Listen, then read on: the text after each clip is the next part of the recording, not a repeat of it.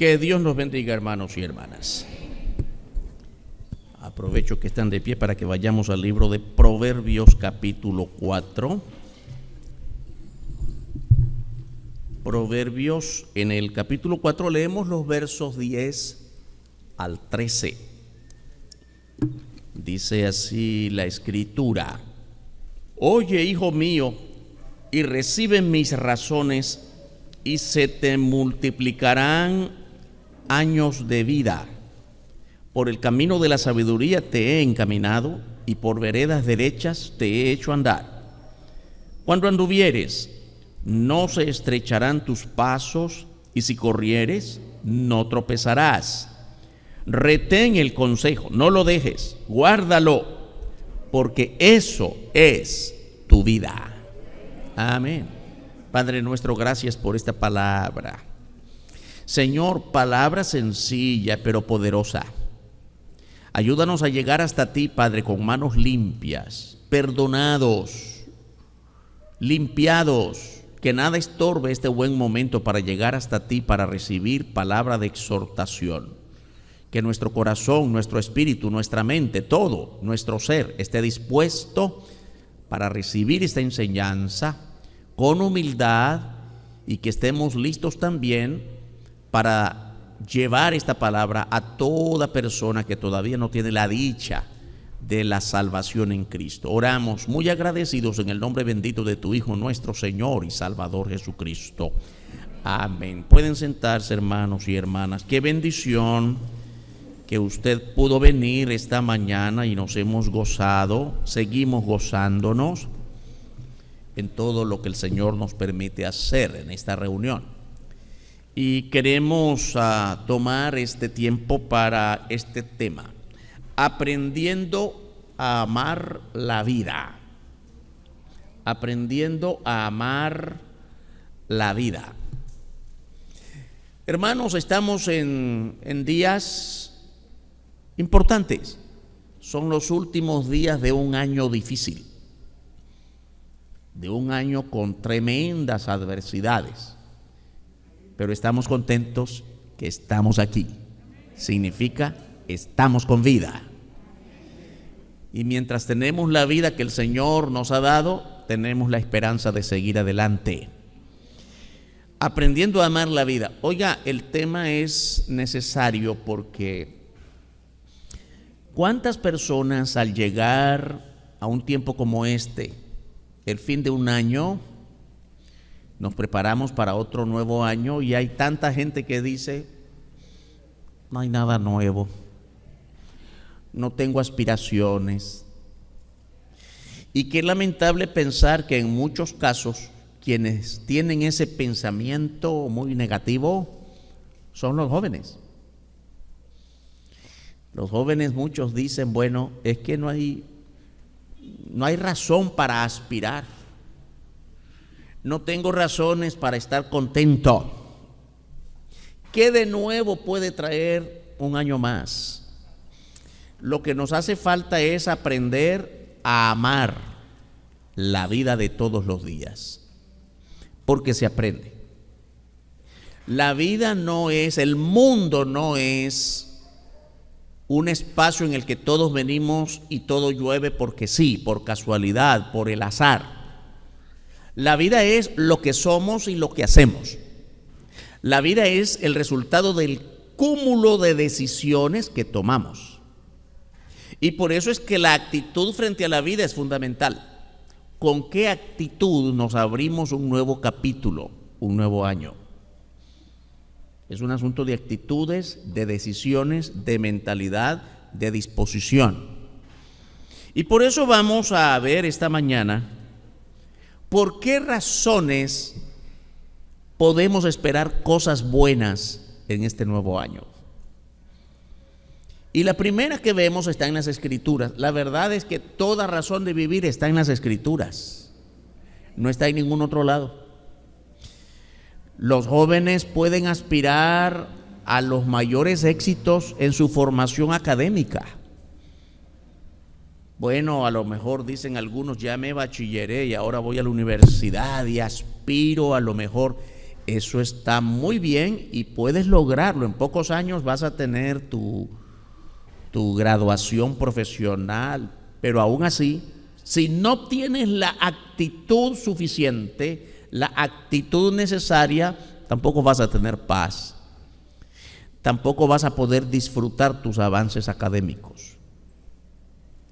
No se trata de cuánto sabes, se trata de lo que has aprendido para tener una actitud, aunque creas que no has avanzado en lo académico, aunque creas que no has avanzado en el aprendizaje, aunque creas que sabes muy poco, puedes incluso disfrutar de la vida mucho más que aquellos que creen que saben más, porque es un asunto de actitud frente a la vida. Y el primer paso para aprender a amar la vida es reconocer de dónde procede la vida. La vida es creación de Dios. La vida no es resultado del Estado, de la sociedad, de la cultura, del medio ambiente, de la familia. No, la vida es creación de Dios. Por eso es bueno aprender cómo vivirla. Todo tuvo un comienzo en el pensamiento de Dios. Génesis 2, verso 7, dice así la Escritura. Entonces Jehová Dios formó al hombre del polvo de la tierra y sopló en su nariz aliento de vida, y fue el hombre un ser viviente. Hay dos expresiones aquí que quiero resaltar. Dios sopló en su nariz aliento de vida. Aquí el aliento de vida no es lo mecánico, como un animalito que salió también del vientre de su animalita madre y salió corriendo. Mire, ya tiene vida. No, espérese. Vemos lo mecánico, vemos el movimiento. Pero aquí el aliento de vida es toda la fuerza que Dios le da al individuo recién nacido para abrirse camino responsablemente hacia una senda que solo es para esa persona que nació. Cada uno de nosotros tiene de parte de Dios una oportunidad insólita. Tu vida no tiene por qué parecerse a la de la otra persona. Tu vida es única. Es la primera parte que tenemos que aprender para vivir. Es que yo tuve un padre borracho, un abuelo ladrón y un bisabuelo de mí. Muchas otras veces hemos visto desde los libros del Antiguo Testamento esto de que los destinos no están hechos. Nadie nace con un destino marcado. Es que desde mis antepasados ya vine marcado por la desgracia, por la mala vida, por los vicios. No. Cada uno nace por la voluntad de Dios para abrirse paso por sí mismo y disfrutar de una vida basada en tus propias decisiones, de tus propias actitudes, reconociendo que el creador de esa oportunidad es el Dios mismo que te dio el aliento de vida, la fuerza de vida, la intencionalidad para la vida. Y dice la Biblia en la parte final de este versículo, Génesis 2:7, que cuando Dios sopló el aliento de su nariz para crear al primer hombre, fue el hombre un ser viviente. ¿Sabe lo que incluye ser viviente? Fue el hombre un ser pensante. Fue el hombre un ser capaz de madurar, de crecer y madurar. Un ser capaz de ser sobrio, un ser capaz de ser sabio, un ser capaz de mantener comunión con su Dios creador. Todo comienzo está en la mano de Dios. El origen de todo, el origen de la vida es Dios. Y esta vida es un regalo de Dios. Ninguno de nosotros pudo haber hecho un pacto con Dios antes de nacer, porque antes no existíamos. Antes de vivir no vivíamos. ¿Se entiende, no? Tan sencillo esto. Antes de vivir no existíamos, por tanto no hubo oportunidad para negociar con Dios. Señor, acepto tu oferta de ir al mundo para nacer, pero a cambio de... No hubo. Fue voluntad de Dios. Y cuando nacimos ni siquiera teníamos conciencia de haber nacido, porque yo quiero insistir lo que dije hace algunos minutos. Nadie recuerda cuándo nació. En otro momento del culto dijimos esto. Ninguno de nosotros sabemos la fecha, y yo creo que esa es una de las cosas a través de las cuales podemos entender la palabra fe. Tú naciste el día tal del año tal. Bueno, eso me lo dijeron los padres y tengo que creerlo, pero a mí no me consta. No me acuerdo. Nadie recuerda el momento en que salió del vientre de su madre. Pero celebramos esa fecha como una verdad inobjetable. Porque la vida es un regalo de Dios, solo la recibimos. Nos lo dice el libro de los Hechos, capítulo 17, versos 24 y 25. El Dios que hizo el mundo y todas las cosas que en él hay, siendo Señor del cielo y de la tierra, no habita en templos hechos por manos humanas, ni es honrado por manos de hombres, como si necesitase de algo, pues Él es quien da a todos vida y aliento a todas las cosas, y nos da todas las cosas. Es de Dios de quien procede toda oportunidad para la vida.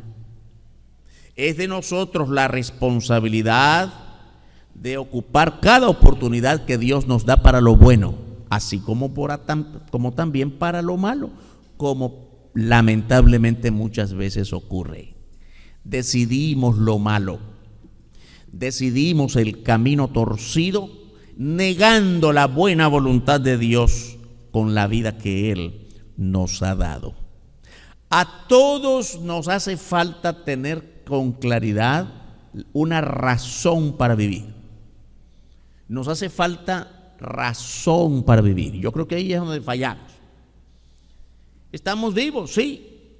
Respiramos, nos alimentamos, bien o mal, pero a como sea que nos alimentemos, tenemos fuerzas para seguir viviendo, para hablar, para andar, para relacionarnos con los demás. El propósito, lo que hace la diferencia es cuál es tu razón para vivir, cuál es el pensamiento que tienes acerca de la vida, para qué vivir, cuál es el propósito. Quiero recordarles, porque otras veces hemos hablado de esto, acerca de las estadísticas que tienen que ver con las personas que se quitan la vida. Óigame, hay, según las estadísticas, las personas que se quitan la vida por sí mismas, las personas que se suicidan, son de todas las edades. Se suicidan los más jovencitos, como también los más ancianos. Hay personas que se quitan la vida, pero yo creo que todos estamos claros de que es muy difícil encontrar ancianos de 70, de 80 que se quieran quitar la vida, a menos que estén sufriendo una enfermedad tan penosa que deseen, que digan, Señor, llévame ya. Pero si fuera por su propio gusto, están saludables, es muy difícil encontrar un anciano de 80 que quiera decir, me quiero morir. No, es muy difícil. Pero sabe que es más fácil encontrarlos, este tipo de personas, entre los jóvenes de 13 a 18. Los que sí se quieren morir están en esas edades, entre 13 y 18. Las estadísticas así lo demuestran. Ahora, cuando usted le pregunta a algún jovencito, ¿y por qué te quieres morir? ¿Por qué estás triste? Porque esta vida ya no tiene nada bueno que darme. Porque ya no tengo ninguna razón para vivir. Bueno, porque la novia me dijo que no. Bueno, porque mamá me dijo, vete de la casa. Bueno, porque todo me sale mal. Bueno, depresión por cualquier razón. Nosotros tenemos que aprender a valorar la vida pensando de quién nos la dio. Si fuera que yo mismo tomé la vida de algún lugar, bueno, la he hecho a perder, porque todo de nosotros, la Biblia nos enseña desde el libro de Génesis que todo tiende hacia el mal. Pero cuando entendemos que esta vida la recibimos de Dios, el hecho de estar con vida todavía, con solo vivir, estamos honrando el nombre de Dios. Cuando tienes muchas razones, sientes muchas razones que ya no vale la pena vivir, y tú decides vivir a pesar de las circunstancias, estás honrando el nombre de Dios. Porque Dios se honra con la vida que Él mismo nos ha dado. Dios es quien provee las oportunidades. Dios creó la vida. Pero ¿por qué siempre tenemos que estar hablando de la vida en discordancia o en controversia con la muerte? Lo que se opone a la vida es la muerte. Bueno, pues precisamente la Biblia nos habla de este asunto. Dios creó la vida, Satanás proveyó la muerte. Todos conocemos la historia del Génesis. Adán y Eva fueron creados para la vida, para disfrutar de esa relación con Dios de modo permanente. Fue Satanás quien indujo a Eva y a Adán hacia la muerte a través de la desobediencia, a través de toda forma de pecado. Y la vida es tan, ahora, la vida en el pecado es tan engañosa que la gente anda llena de vida en el mundo, en las calles llenas de energía, llenas de salud y aparentemente felices y contentos todos, pero están en condición de muerte. Es una mera apariencia de vida. En el libro de Apocalipsis, capítulo 3, versículo 1, nos dice la Escritura: escribe al ángel de la iglesia en Sardis, el que tiene los 7 espíritus de Dios y las 7 estrellas, dice esto: yo conozco tus obras, que tienes nombre de que vives y estás muerto. ¿Cómo puede ser esto? Parece que estuvieras vivo, pero estás muerto. Esta es una reprensión que Dios está haciendo a través del ángel. Es una visión que tiene el apóstol Juan de escribir un mensaje a 7 iglesias de aquella época antigua, y una de estas iglesias es la iglesia de Sardis. Y lo que Dios le está diciendo a esta iglesia en particular es: yo conozco tus obras. Ay, qué bueno, hermanos. ¿Sabe lo que esto significa? A cualquiera de nosotros, con nombre y apellido, no al grupo, no, uno por uno. Yo conozco tu nombre, yo conozco tu vida. No hay nada oculto a mis ojos. Eso es lo que está diciendo Dios. Yo conozco tus obras, yo sé lo que estás haciendo, yo sé lo que estás pensando, yo sé lo que piensas hacer este próximo año, yo sé cuáles son tus aspiraciones y cuáles son tus fracasos. Yo te conozco. Y una de las cosas que sé de ti es que tienes nombre, tienes fama. Parece que tuvieras vida, pero estás muerto.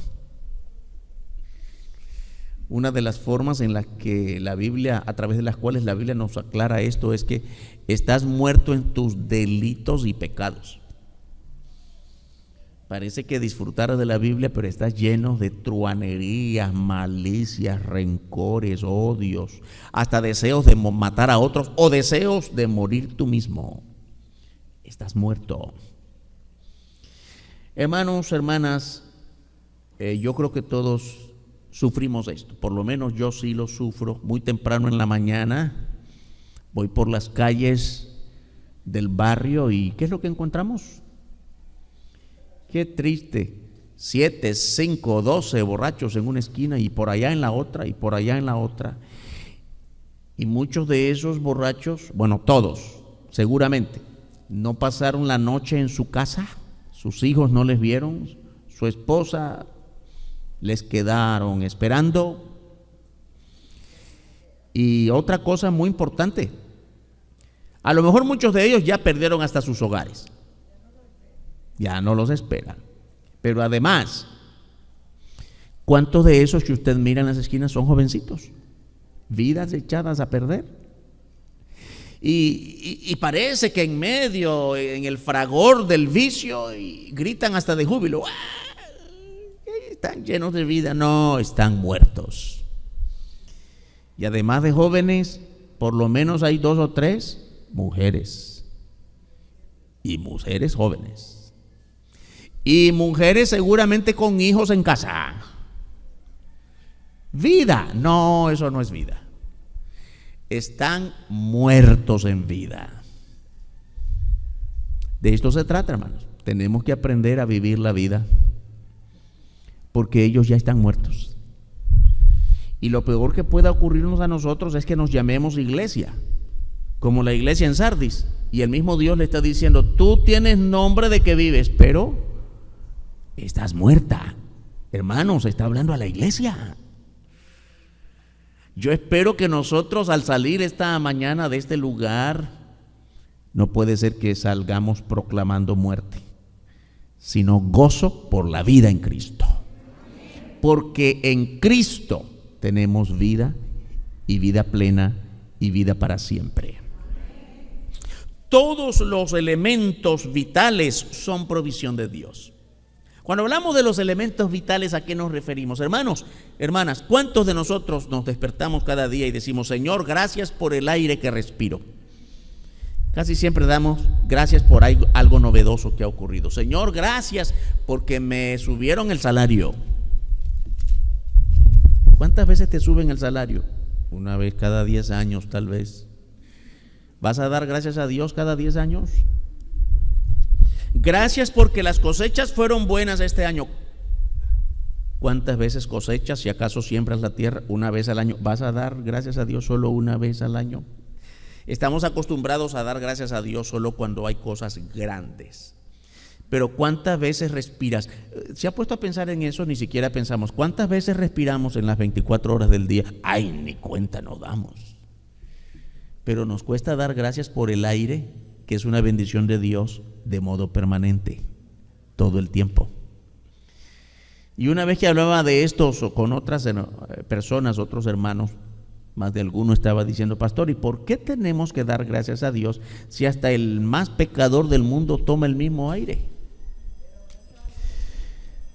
Hasta los más malos del mundo reciben la misma luz del sol, el mismo calor. ¿Por qué nosotros tenemos que dar gracias a Dios lo que Dios les da a buenos y malos? Pues precisamente, hermano, hermana, eso es lo que debe marcar la diferencia entre los que creemos en Dios y los que no. El que no cree en Dios cree que es una obligación de Dios darnos los elementos vitales: el agua, el sol, la lluvia, el aire, la oportunidad del trabajo, el estar respirando. Dios está obligado a darme todo eso. Bueno, si tú crees eso, no puedes darle gracias a Dios porque crees que Dios está obligado a darte. Pero los que sabemos bien que Dios es creador y estamos vivos por su misericordia, Señor, te damos gracias, porque otros ya no están respirando y nosotros seguimos con vida. Los elementos vitales solo son provisión de Dios. La vida es la única oportunidad para dejar recuerdos relevantes. Porque eso sí tenemos que aprender, hermanos y hermanas. Cuando alguien se nos muere y pensando que también nosotros vamos a morir, yo creo que ese es el único momento de la vida que no nos gusta. Pensar que en algún momento nos vamos a morir. Ahora, más tarde, yo no sé cuándo, no nos gusta pensar en eso, pero es una realidad. Entonces necesitamos pensar, si nos tocara dejar este mundo hoy, ¿de qué modo van a recordarnos las generaciones que siguen? Nuestros hijos, nuestros nietos, nuestros vecinos, nuestros parientes. ¿Habremos dejado algún recuerdo relevante? Y cuando pensemos en recuerdos relevantes, tampoco pensemos en cosas heroicas. Tampoco pensemos en cosas extraordinarias. Pensemos en el buen ejemplo.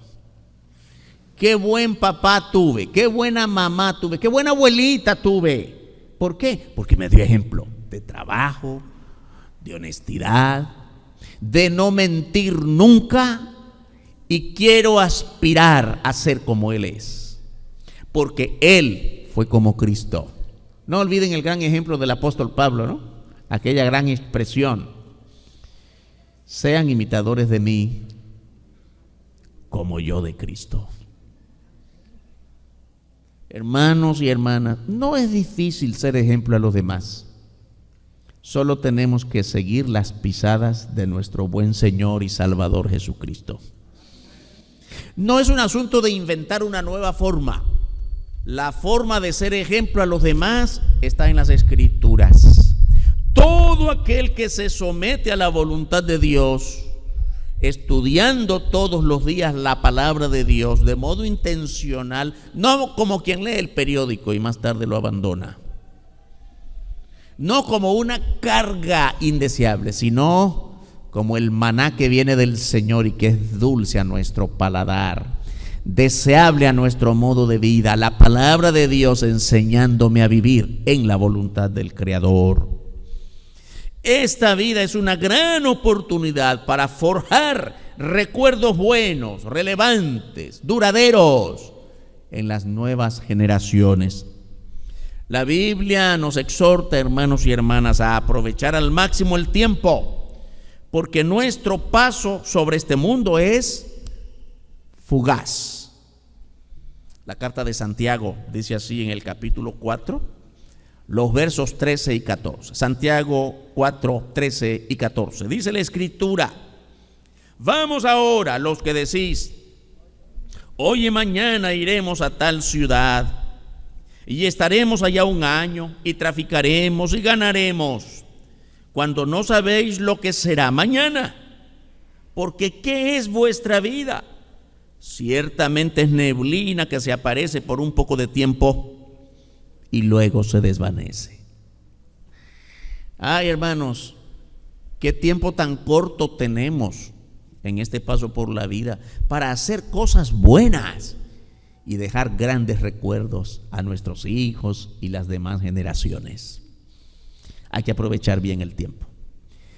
Y no es justo delante de Dios. Él nos creó y no es justo que perdamos el tiempo en cosas malas. ¿Y qué tiene esta vida para mí? ¿Y por qué tengo que hacerlo? ¿Por qué tengo que servir al otro? ¿Y por qué tengo que ser bueno? ¿Y para qué esto? ¿Y para qué lo otro? Estás perdiendo tu tiempo en lo malo. Qué bueno, hermanos y hermanas, que todo lo bueno que sembremos en el corazón de los demás sea no para recibir retribución del otro, sino de Dios. No para el ojo, no para que nos aplaudan, no para que nos reconozcan, sino para que con todo honremos al Dios creador que nos trajo a este mundo. Tenemos que aprender a amar la vida en las circunstancias en las que Dios nos hizo nacer. ¿Por qué yo tuve que nacer aquí, en este país, en esta sociedad, en esta pobreza, en esta familia? ¿Por qué no como el otro que nació en un país rico? Dale gracias a Dios donde naciste, porque allí Dios quiere hacerte brillar y brillar para su gloria. Ay, hermanos, ¿qué hubiéramos dicho a Dios si el Señor nos hubiera preguntado antes de venir a este mundo? ¿A qué país, a qué parte del mundo, en qué circunstancias quisieras nacer? Yo quisiera nacer en un país, y empezamos a soñar con una corona de oro en mi cabeza, con los mejores trajes y los mejores carros y los más grandes placeres. ¿Cuántas cosas hubiéramos pedido? Dios es sabio y por eso no nos preguntó, y nos envió donde Él decidió por su propia y soberana voluntad hacernos nacer. Y allí donde Dios nos hizo nacer y crecer, allí debemos brillar para su gloria. Porque la vida es una única oportunidad, insólita, irrepetible. Y allí es donde tenemos que honrar su nombre. Y además la Biblia nos enseña que los días son malos. en todo el mundo son malos, no solo para los pobres, también para los ricos. ¿Quién dice que en la cárcel solo hay pobres? También hay millonarios. ¿Quién dice que los vicios son solo para los miserables de este mundo que no tienen nada ni que comer? También los millonarios son azotados por estas situaciones del pecado. El vicio, el soborno, la injusticia, el odio, el pleito, las guerras. Los días son malos, nos lo declara la Biblia en Efesios capítulo 5, versos 15 al 17. Dice así la Escritura, Efesios 5, 15 al 17. Mirad pues, con diligencia, cómo andéis, no como necios, sino como sabios, aprovechando bien el tiempo, porque los días son malos. Por tanto, no seáis insensatos, sino entendidos de cuál sea la voluntad del Señor. Varias palabritas aquí en este versículo, en estos versículos muy importantes. Primero, la palabra diligencia. Mirad pues con diligencia cómo andéis. La vida es de andar, hermanos. La vida es de movimiento. Por eso, miren bien cómo andan. Sean diligentes. La palabra que se puede oponer a la palabra diligencia es negligencia. Miren no perezosamente, no negligentemente, no negativamente, sino con diligencia. Cómo andan, cómo viven, cómo se mueven. Tenemos que aprender a ser diligentes, hermanos. Y otra palabra que se puede oponer a diligencia es la mediocridad. Otras veces hemos dicho que no siempre usamos del modo correcto la palabra mediocre, porque pensamos que mediocre es lo que no sirve. Esto me salió muy mal, es un fracaso, es algo mediocre. No, mediocre no es exactamente eso. Mediocre es de todo lo que se deja a medias. ¿Y cuántos jóvenes dejan a medias su vida? Siempre advertimos a algunos jóvenes, gracias a Dios hay algunos aquí que están, un buen grupo de jóvenes, gracias al Señor. Joven mediocre es aquel que deja todo, como decimos entre nuestro lenguaje muy común, a medio palo, a medio camino. ¿Qué vas a estudiar ahora? Ya te graduaste de la secundaria, vas a la universidad. Quiero ser ingeniero. Ay, qué bueno, adelante. Un año después, ahora, ¿cómo te va en la ingeniería? Mire, no, cambié a medicina. ¿Y qué te pasó? Es que me di cuenta que no era eso. ¿Ya? Y 2 años después, ¿y qué pasó con la medicina? Fíjese que no, me di descanso este año. Estoy pensando en ser filósofo. De tumbo en tumbo. ¿Qué te pasó? ¿Piensas que siempre vas a tener 18? Y llegaste a los 30 y nunca pasaste de medio camino. Exactamente, eso es la mediocridad. Todo a medias. Nunca avanzaste. Ahora, la vida, la historia del mundo está llena de personas que nunca tuvieron nada, pero brillaron lo más alto. Porque desde muy temprano se pusieron metas claras, aspiraciones bajo la voluntad de Dios. Fueron sensatos y supieron medir el tiempo. Y aunque no vamos a cerrar la puerta, nunca digas ya no pude. Siempre se puede, pero siempre hay un mejor tiempo para hacerlo. Y qué bueno aquellos que sin tener nada o sin tener mucho lograron metas y siguen adelante. Dios bendiga a todos esos, porque sus aspiraciones no dependen de sus energías físicas, sino de su voluntad de ponerse a cuentas con Dios y de conocer el tiempo de Dios y de reconocer que el aliento de vida vino de Dios, sus fuerzas, sus oportunidades. Por eso dice aquí, siendo diligentes de cómo andéis, no como necios, sino como sabios. Y la sabiduría aquí no es tanto lo que adquiriste en el estudio, en la academia. Esa sabiduría es importante, pero no se necesita esa sabiduría para triunfar en la vida, pues aquellos que en el campo, allá donde se siembra la tierra, en la hacienda, en la finca más profunda de la montaña, donde ni siquiera hay escuela, gente muy sabia que ha sabido honrar a Dios. Y todas sus cosechas son dadas en gratitud a Dios, porque saben que de Dios vino todo aquello que lo hizo producir. No se necesita, hermanos, tener enormes conocimientos para aprender a vivir.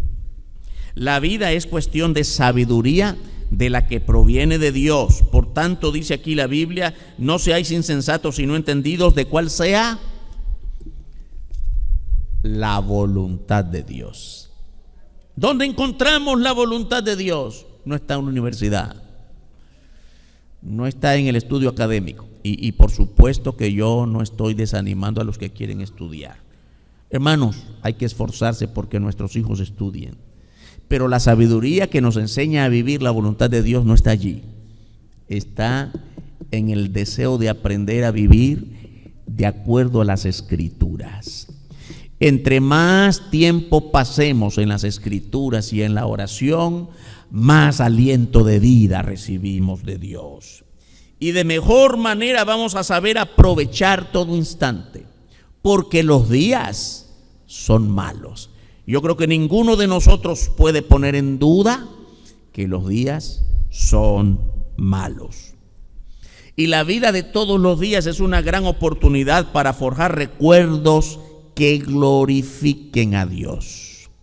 Colosenses capítulo 3, en el versículo 17 dice la Escritura: y todo lo que hacéis, sea de palabra o de hecho, hacedlo todo en el nombre del Señor Jesús, dando gracias a Dios Padre por medio de Él. Hermanos, todo lo que hacéis, no solo una parte de lo que hacéis, sea de palabra o de hecho, hacedlo todo. La palabra todo aquí se repite. Cuando se repite en las Escrituras es porque Dios quiere hacer énfasis en lo que Él demanda de nosotros. Hagan todo en el nombre del Señor Jesús. La palabra todo es un término absoluto. Bueno, ocurre que en mi vida algunas cosas las hago para mí mismo, de acuerdo a lo que yo creo. Yo guío a mi familia como yo creo. Yo uso mi dinero como yo espero que sea mejor. Y por eso es que fracasamos. Y por eso es que hay mucha gente que ha recibido de Dios muchas oportunidades y al final sus vidas retroceden constantemente. Qué duro es usar la palabra fracaso. Yo creo que es bueno que nosotros entendamos, los cristianos, que la palabra fracaso no fue creada para nosotros los cristianos, porque la palabra que Dios quiere para nosotros es abundancia, plenitud, vida. La palabra fracaso no debería ser usada por nosotros, pero lamentablemente es una realidad. Hay muchos de nosotros que fracasamos en muchas áreas de nuestra vida por nuestras malas decisiones, porque no observamos lo que la Biblia nos enseña. Todo lo que hagamos, todo debemos hacerlo en el nombre del Señor Jesús. Hacedlo todo en el nombre, que quiere decir de acuerdo a la voluntad de Dios, para honrar el nombre del Señor Jesucristo. Porque tu vida pertenece a Dios. Yo pienso que muchos de nuestros fracasos comienzan precisamente cuando olvidamos que ya mi vida no me pertenece a mí mismo. Mi vida ha sido comprada por la sangre de Cristo y por tanto le pertenece a Dios. Colosenses capítulo 3, versículo 23. Dice la Escritura: y todo lo que hagáis, hacedlo de corazón como para el Señor y no para los hombres. Hermano, otra vez, la palabra todo lo que hagáis. Aún la compra más insignificante, esa compra es para tu propia edificación. Aún lo que vas a ver en el cine, en la televisión, yo no sé dónde pasas tus horas de ocio, que quiere decir de diversión, aún con eso, ¿vas a honrar a Dios o vas a desvirtuar tu comunión con Dios? Porque dice aquí, todo lo que haces, hazlo de corazón. Porque todo lo que haces es para el Señor, no lo haces para el ojo que te ve, ni siquiera para ti mismo, sino para honrar a Dios. Ay, pastor, pero qué sometimiento. Sí, tu vida le pertenece a Dios. Tú no puedes decidir nada fuera de Dios, porque nada de lo tuyo te pertenece a ti mismo si es que de verdad eres creyente en el Señor Jesucristo. Tu vida total le pertenece a Dios. Es así como tenemos que aprender a amar la vida nueva, nuestra nueva vida que es en Cristo. Tenemos que forjar recuerdos que sirvan de ejemplo a otros. Así nos lo recuerda Primera de Pedro, capítulo 3, los versos 10 y 11. Primera de Pedro 3, 10 y 11. Dice, porque el que quiere amar la vida y ver días buenos, ¿cuántos quieren ver días buenos? Ay, Señor, este año ha sido tan duro, danos un año mejor. Sí, todos queremos eso. Y aquí está la fórmula. La Biblia nos da la fórmula, mírala allí. El que quiere amar la vida y ver días buenos, refrene su lengua de mal. Cuida bien cómo hablas, hermano. Cuida bien lo que dices de tu prójimo. Y sus labios no hablen engaño, no mientas. Apártese del mal y haga el bien. Mire qué fórmula tan sencilla. Apártate del mal. Que no te dé cosquilla querer participar en el chisme contra otros. Apártate de allí. Dedícate a hacer el bien. Busca la paz y síguela. La paz tiene un nombre. Se llama Jesucristo. El amor tiene un nombre. Se llama Jesucristo. Toda forma buena de vivir tu vida tiene un nombre. Se llama la vida en Cristo. No está en ninguna fórmula religiosa. No está en ningún otro lugar sino solamente en Cristo. Tampoco está para algunos que piensan, la paz de Cristo está en la iglesia. En la iglesia nos reunimos, es el cuerpo de creyentes. Pero el solo venir no te da paz. Puedes estar aquí y disfrutar de este bonito programa, estamos en paz, pero al salir de aquí vuelven tus recuerdos contra aquel que te hizo algún daño y no se me olvida, y pasa el otro año y el otro y el rencor sigue allí. Por mucho que vengas a la iglesia, eso no se cura. Solo se cura con una vida transformada en Cristo, con una vida renovada en la sangre de Cristo, haciendo todo lo que haces para la gloria de Cristo y no ni siquiera para ti mismo. La vida que Dios creó es una vida para la eternidad. Nuestra vida en Cristo no solo nos da paz mientras nos morimos, no, hermanos, es para la eternidad. Comienza aquí, se vive aquí, pero para la eternidad. La verdadera vida se encuentra después de morir en Cristo. Esto del evangelio siempre es un poco, desde el punto de vista meramente humano, es bastante paradójico. Los cristianos, la Biblia habla de vida eterna para la cual hay que morir. ¿Cómo es esto? Sí, porque hay que morir al pecado.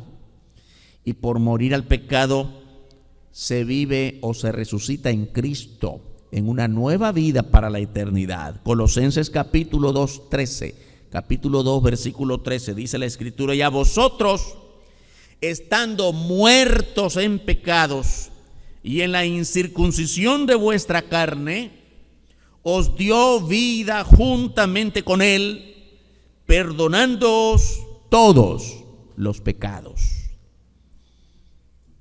La Biblia, hermanos, es sencilla, no tenemos que recurrir a ninguna fórmula altamente filosófica.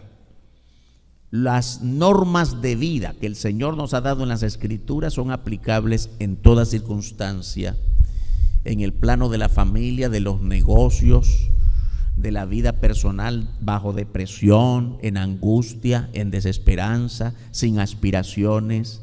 Las fórmulas de vida de la Escritura son sencillas para todos, accesibles para todos. Capítulo 3, versos 1 al 3, siempre en Colosenses 3, 1 al 3. Si pues habéis resucitado con Cristo, buscad las cosas de arriba, donde está Cristo sentado a la diestra de Dios. Poned la mira en las cosas de arriba, no en las de la tierra, porque habéis muerto y vuestra vida está escondida con Cristo en Dios. Oiga, qué frase tan clara y contundente. Habéis muerto. ¿Cuántos somos cristianos aquí? Oiga, lo que yo estoy viendo, si vamos a aplicar esto, ¿cuántos muertos estoy viendo? Sí, pastor, ¿cómo es que estamos muertos? Sí, muertos al pecado. Es lo que está diciendo aquí, ¿no? Lo leyó. Habéis muerto, porque habéis muerto y vuestra vida está escondida para vida con Cristo en Dios. Yo creo, hermanos, que no todos los cristianos logramos estar bien conscientes de esta relación entre vida y muerte. Los que hemos recibido a Cristo y somos salvos por su gracia, ya hemos muerto a una vida pasada. Y no puede haber ninguna forma de relación entre nuestra vida actual y la vida pasada, la vida dominada por el pecado.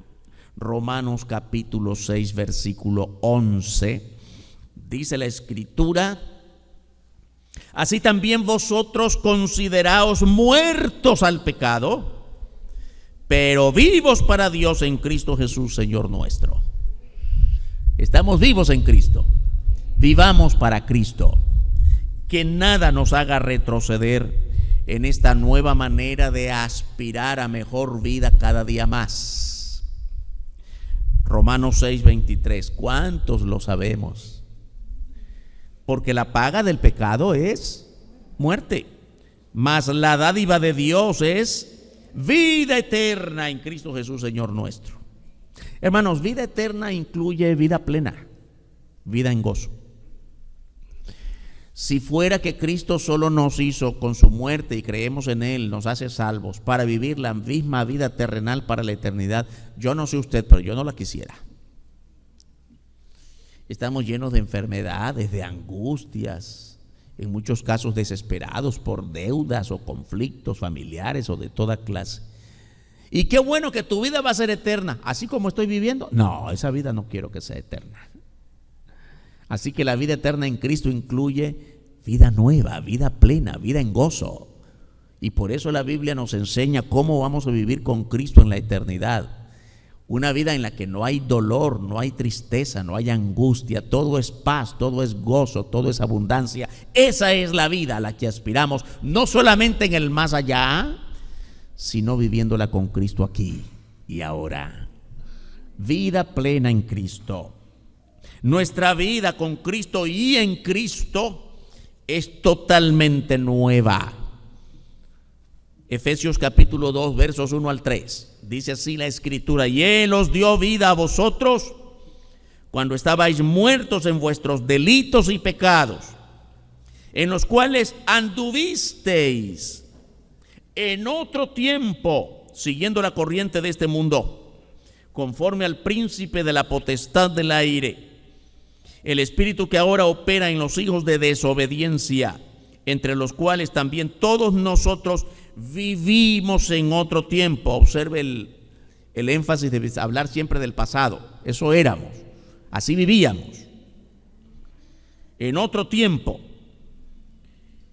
en los deseos de nuestra carne, haciendo la voluntad de la carne y de los pensamientos, y éramos por naturaleza hijos de ira, lo mismo que los demás. Éramos. Esto fuimos, no más. Los que ahora estamos en Cristo, hermanos, tenemos que aprender todos los días a ser mejores cada día más para la gloria del Señor y para nuestro propio provecho. Toda persona debería amar la vida que recibió de Dios por su gracia. La mayoría del mundo no disfruta de la vida por causa del pecado que es natural en todos. Nosotros, los creyentes en Cristo, tenemos todas las razones para amar la vida y ser ejemplo a otros en la nueva vida que hemos recibido de Dios en Cristo. Empecemos hoy, hermanos y hermanas, a vivir la plenitud de nuestra vida en Cristo. Vamos a orar. Padre nuestro, bendito tu nombre, santo tu nombre. Gracias por la vida que nos has dado una vez que nos hemos entregado por completo a Cristo, y a partir de allí nos has dado salvación por gracia. Ayúdanos, Padre, para aprender cada día más, sometiéndonos a tu voluntad, a tu palabra, aprender cada día más a amar esta vida en medio de las circunstancias del mundo, porque nada bueno puede venir de este mundo. Alabado tu nombre glorioso, en el nombre de nuestro Señor y Salvador Jesucristo. Amén. Dios nos bendiga, hermanos y hermanas.